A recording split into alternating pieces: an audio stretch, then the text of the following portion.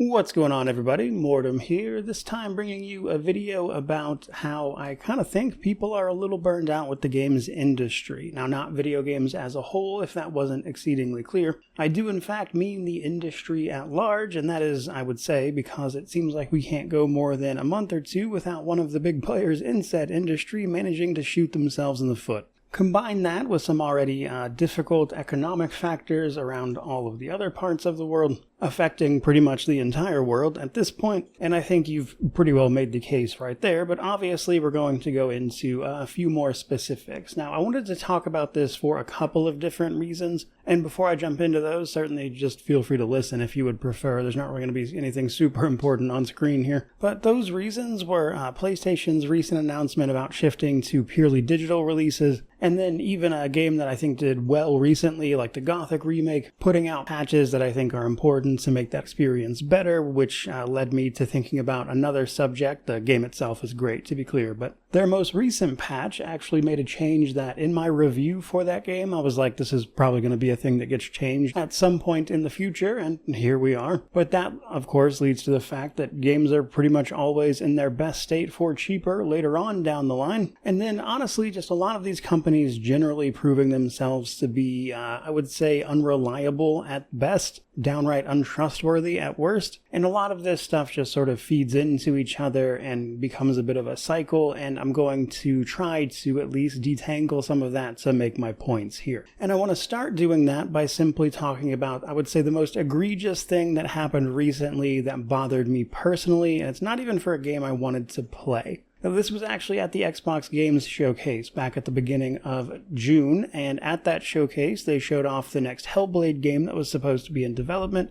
Only for 8 days later we find out that Xbox is very likely closing them or getting rid of them, selling them to somebody else, and likely the only reason that game was even in that showcase was as a way of trying to market that sale of the studio, if possible. And if you pressed me specifically for a way in which to tarnish your general trustworthiness about upcoming titles, that would certainly be on the top of the list. That was incredibly egregious to me. And I want to lead with that example because as somebody who runs a PC-focused gaming channel, Xbox is usually the company I am engaging with the most as far as the big publishers and everything go. And this is simply because they bring their games to PC, whereas PlayStation does not. And so when I see things like that, I do have to ask myself, like, who thought that was a good idea? I get the intention behind it, it's just very poor form. And I think if you need to show off like what a studio is doing so they can hopefully continue on their own or, be sold to another company that can actually make that game happen, then the way to do that would just to be announce that as what is happening. Be like, hey, here's the financial reality of this situation. Here's the game this studio was working on that we think is really cool in spite of the financial reality of it. And you would accomplish much the same thing in terms of looking for people potentially interested in the studio, etc. But obviously, that isn't the way corporations like to operate, and thus they go for the more, I would say, dubious method. But that bothered me personally. And again, it's one of those things that points to whether or not you can trust what you are being told. And now let's shift that over to the other side of the aisle, PlayStation. Now, as a PC channel, I don't really mess with PlayStation too much. They announced recently they're not even going to be trying to bring their games to PC anymore, and that is pretty much the end of the road with them for me. If you don't put your games on PC, I don't care about them. I don't care how good they are. And so, when PlayStation announced that they were moving to digital only, me being on a platform that has nothing to do with them, and also the fact that I play most of my games digitally anyway, this just isn't something I care much about. And yet, that company got a large amount of ongoing backlash for that exact announcement. And I think the reasons for this are numerous, to be honest with you. I think it's down to the fact that this touches on things like games preservation, compatibility, the ability to play a game with a friend or, have that social conversation outside of it, actually have the physical thing that some people prefer, and a lot of other little things there. Now, the catch is, and something I've already seen people talking about, is people play games on PC digitally all the time and nobody really cares, and that is because a lot of PC gaming, like an enormous amount of it, is done on Steam, and whether you like Steam or not, they certainly do things I'm not wild about. they are extraordinarily reliable in your games actually being available to play. Like if you buy a game on Steam, you are going to have access to it. I bought this silly tower defense game, I think it was like the second game I bought on Steam, actually, called Sang-Froid, Tales of Werewolves, that I can right now go download and play completely fine with a click of a button. And even games that have been delisted, if they're in your library, it's fine. Now you compare that to PlayStation's outings on PC, where things are digital, with like even Helldivers 2, I think it was, where they were selling it on Steam, but then you had to have a PSN account, and the PSN account didn't cover certain regions, and so they just banned people from buying it there. And in doing things like that, you create this situation where people don't trust you to do the thing that you are actively saying is your way forward. And that's before you get into the other topics I just mentioned about things like game preservation, etc. And it's not exactly hard to see why that is a very unfavorable move. But let's talk a little bit about why some of these decisions are being made. The simple answer is, as always, of course, just money. That's all. They're chasing a bottom line, especially large corporations like this that are beholden to shareholders. They have to chase that value and everything, and ultimately, companies have to be profitable, and they're always going to seek a way to min-max that profitability. And so many of them will make, I would say, short-term decisions rather than a long-term approach, and that is often why they find themselves in these situations. And this is another reason I think Steam tends to do really well in their space, is that they are a private company and they don't have to do a lot of those things. And there's also just a certain amount of, I would say, better decision making overall. For instance, a lot of both Xbox and PlayStation during the COVID years, when there was a bit of a boom in gaming, got a little too comfortable with that, I think, and overspent buying up a bunch of studios that they could not,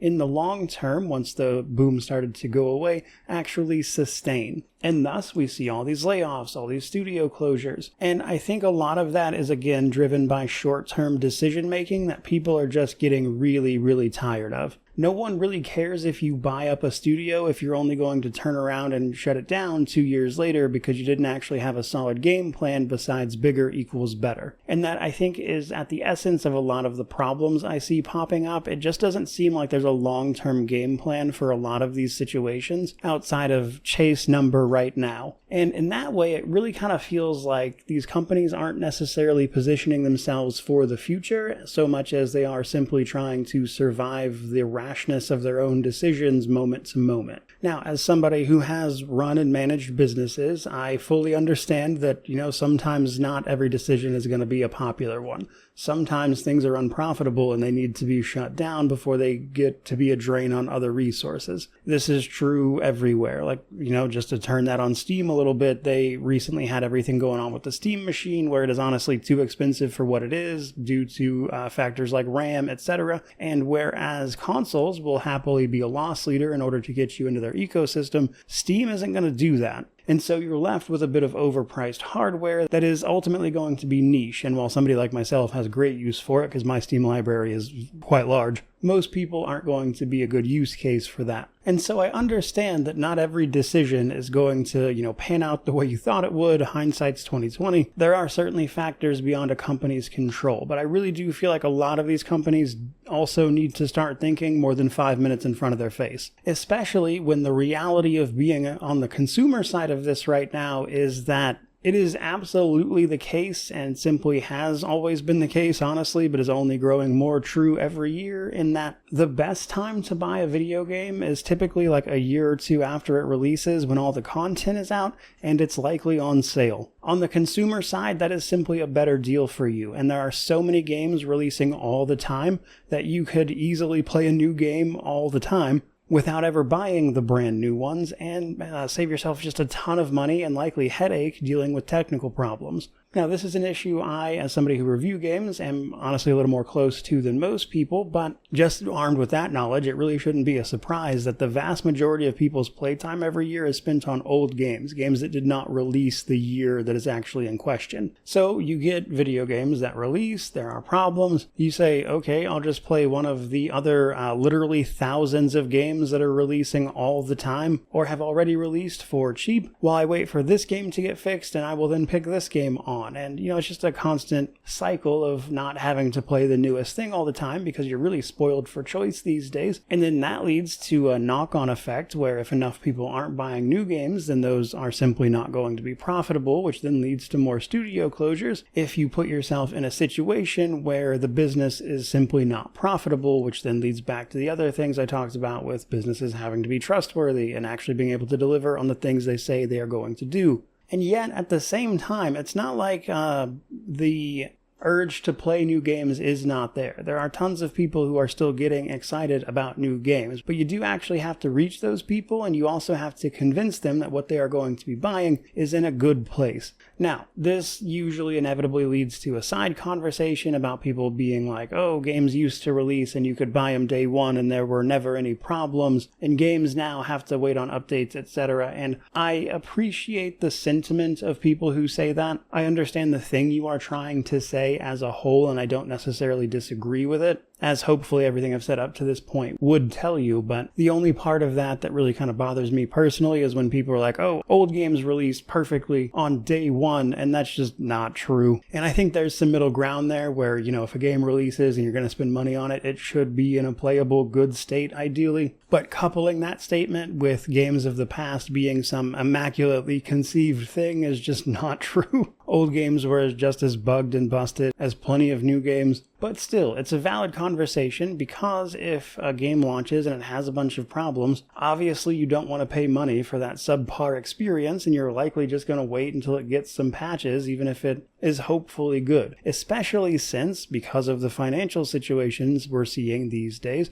it's possible that that game does so poorly because of those launch issues that it doesn't reach a profit, and that company has to shut down, because these companies do in fact have to make money at some point in order to be sustainable. And so I guess to start bringing some of this home, to my mind, it's really just a perfect storm of situations that is leading to a lot of fatigue with the industry at large. And while obviously things can turn around, I don't think the gaming industry is going to die or anything like that. People are always making statements about how everything's going to collapse, etc., but I just don't think that's true. Too many people love video games for it to ever go away in a significant fashion, but I think it could have a few bad years for sure. But eventually these storm clouds will clear, if only because of some of the external pressures being relieved, like general economic conditions improving, and as a knock-on effect having less impact on a luxury industry like gaming. But ultimately, again, you've got this situation where you've got companies making a lot of honestly pretty anti-consumer choices, consumers not having any trust in them, those same consumers being absolutely spoiled for choice in video games that they can play for much cheaper, and then they don't buy the new releases until they are cheap, and then that leads to a situation where the companies making those are simply not profitable. They're getting closed down. That's to say nothing of the short-sighted business decisions leading to a lot of these closures to begin with. And I think if nothing else, it seems to me, from where I'm sitting at the very least, that there is a significant bit of room here for a company to emerge as actually being trustworthy and able to deliver on these things while also managing to run a profitable business. And I think that opportunity is going to hang out there until at least a lot of these larger companies start thinking a little farther than the next quarterly earnings report. And so, like I said, I don't think the industry is going to die or anything, but I do think we are in for another couple of rough years as the industry is forced to course correct. And I can't wait until we get there because, personally, all I really want to do is just play the video games I am interested in without having to worry about whether or not it ever actually releases or if it winds up getting canceled or something due to the near constant stream of nonsense in the industry news every other day. But I do think that is pretty much going to do it for this particular video. I just kind of wanted to talk about some of this stuff more broadly, and hopefully you got something out of all that rambling, I guess. But either way, I suppose let me know how you feel about all this down in the comments section below, which of course means to like, comment, subscribe, all that YouTube jazz. I will say that I'm not usually like a big industry news guy outside of the games I am particularly interested in, so this is not my normal type of video. But, if you're looking for RPG reviews, by all means, stick around. Regardless of any of that, though, truly, just thank you so much for watching. I really do appreciate it. May you wander in wisdom and have an amazing day.